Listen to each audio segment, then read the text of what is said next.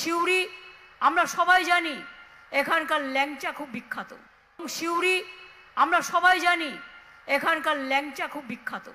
সিউড়ি আমরা সবাই জানি এখানকার ল্যাংচা খুব বিখ্যাত। আবারও বেভাস কথা বলে ভাইরাল মুখ্যমন্ত্রী। আসুন শুনে নেওয়া যাক কি বলছেন তিনি। রবিবার সিউড়ির চাঁদমারি মাঠে প্রশাসনিক সভা করেন মুখ্যমন্ত্রী মমতা বন্দ্যোপাধ্যায়। আর সেখানেই তিনি বক্তব্য রাখতে গিয়ে বলেন, সিউড়ির ল্যাংচা বিখ্যাত। তারপরে সোশ্যাল মিডিয়ায় ট্রোল হয়ে যান মুখ্যমন্ত্রী। অনেকেই পোস্ট করেন যে সিউড়ির ল্যাংচা নাকি খুবই বিখ্যাত।